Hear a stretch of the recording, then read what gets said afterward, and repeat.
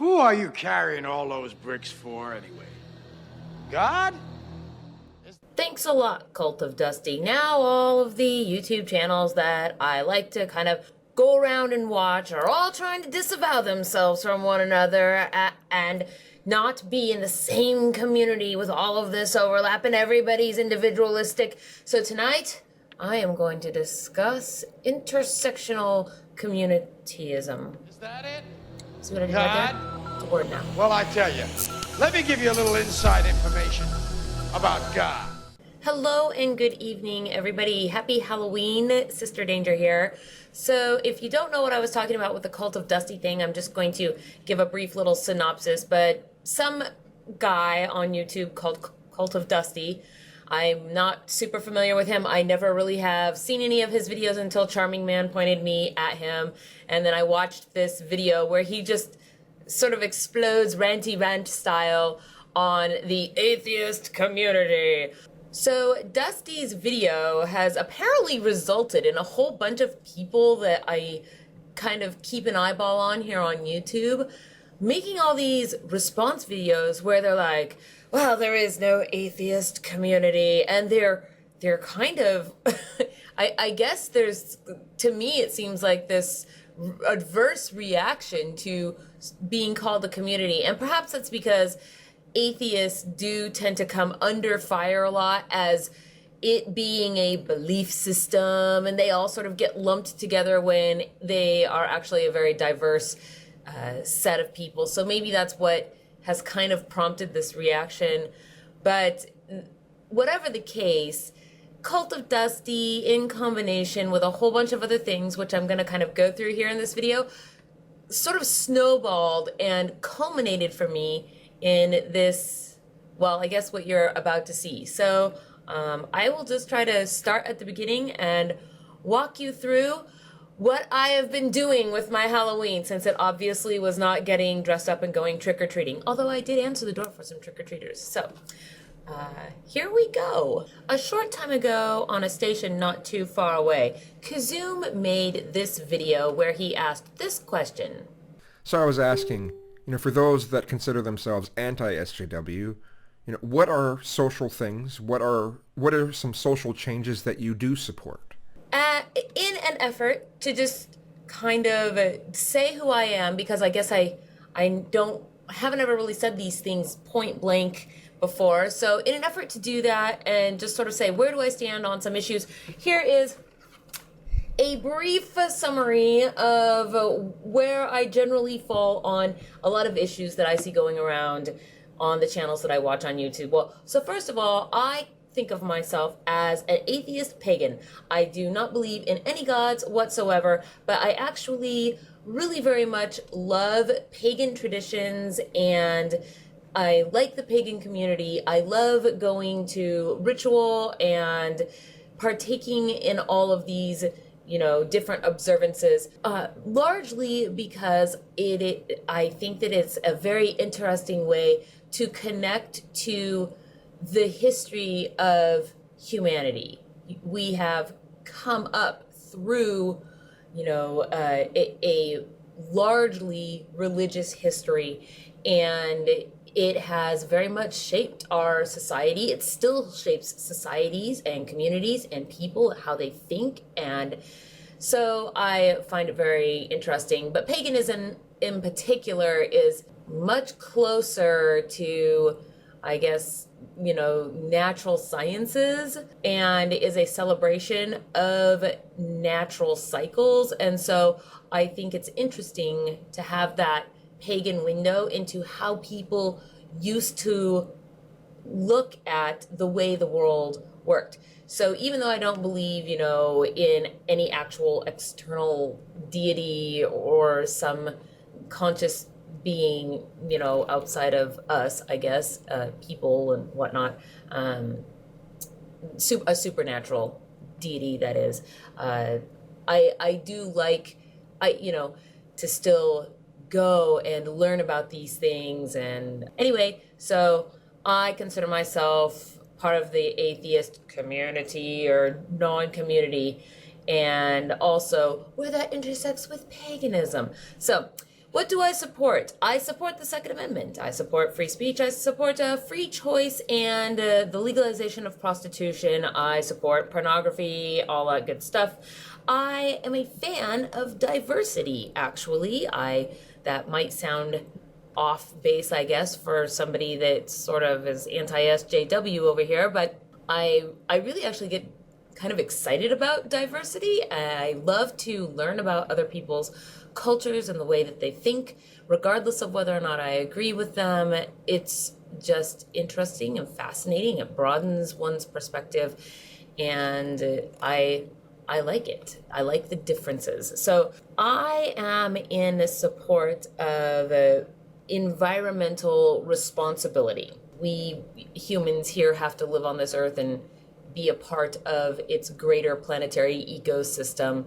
I subscribe to Elon Musk on Twitter. I am a fan of equal human rights, and I am a fan of the culture of rationality.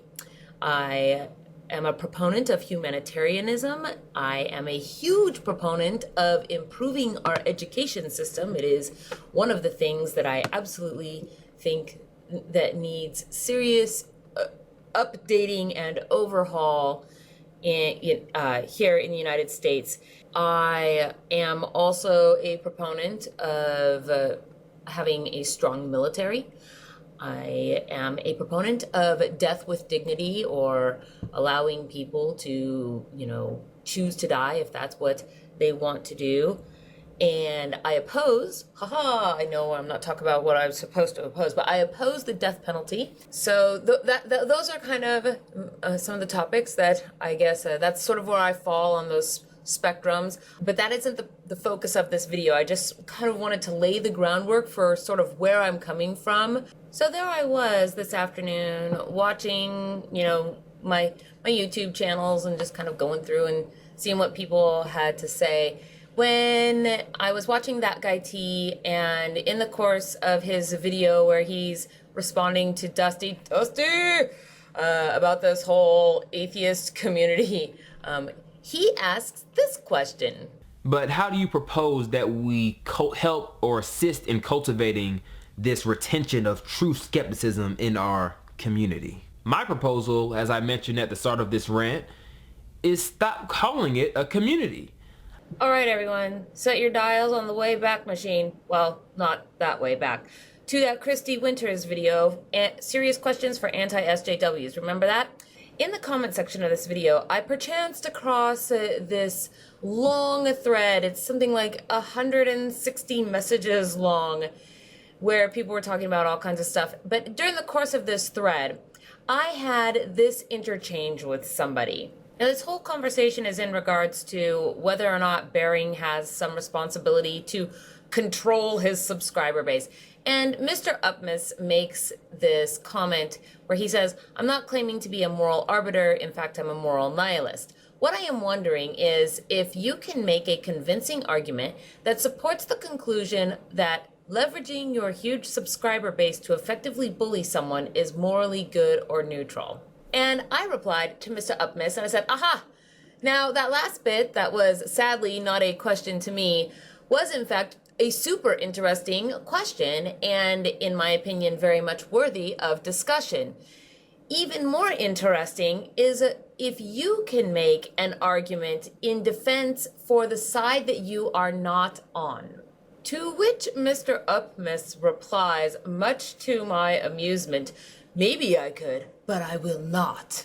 Like, I found this response to be so juvenile, because I was like what? Like, you're holding on to some super valuable argument that you're not gonna give to the enemy, because if you did give it to the enemy, they might go out and use that argument.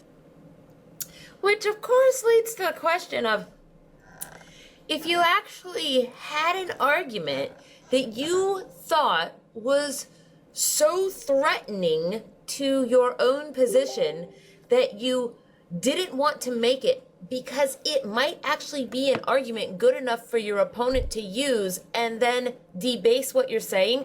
Don't you think you should listen to your own argument? Like, why would you be like, no, I have a totally better argument over here. I'm not going to share it with you, and I'm not going to adopt it myself. I'm going to continue on with whatever irrationality is going on in my head.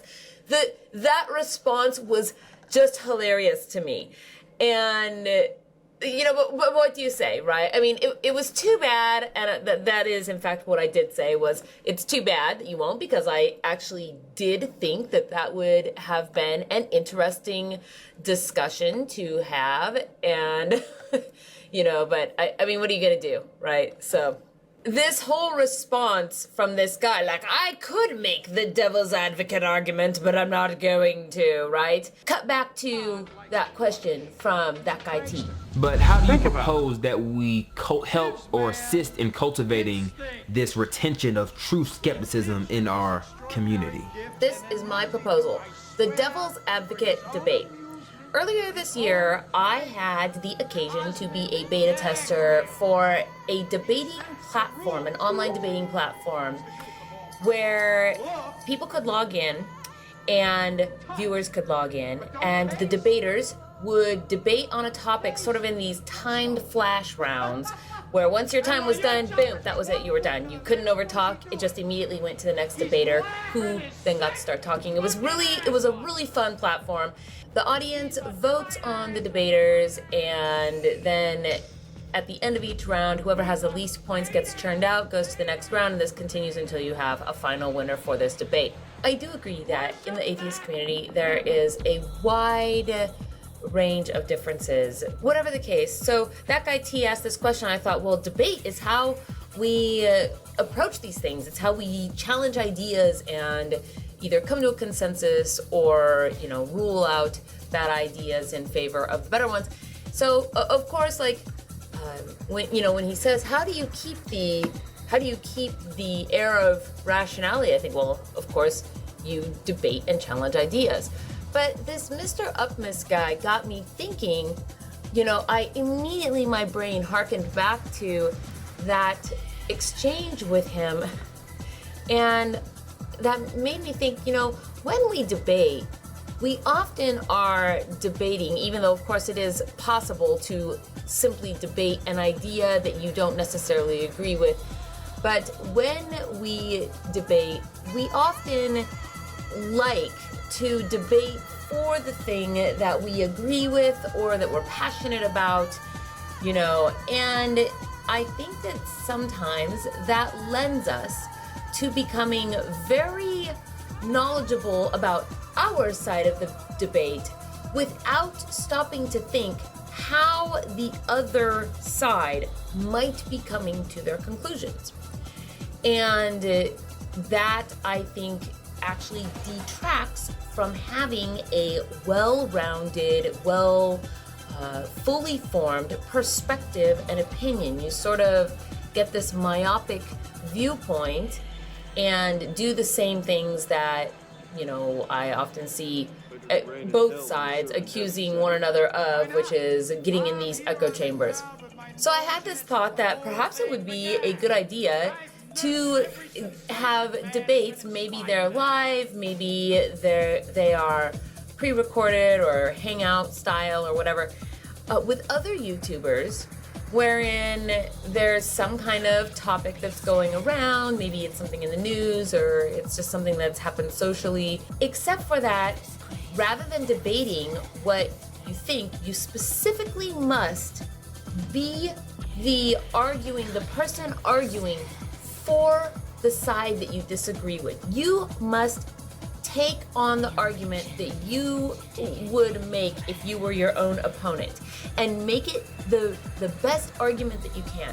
And I think that if we were to engage in this intellectual exercise of really trying to put together sincere debate arguments for the side that we specifically do not agree with, that would actually help to bridge a gap in understanding. It would help us to kind of understand how other people are coming to their conclusions, and also it will help us better our own argument against the side that we don't agree with. I don't know if that was a question that guy T asked rhetorically, but I think it would be a lot of fun to collaborate with other YouTubers and kind of do this devil's advocate debate where you gotta pull for the side that you don't necessarily agree with.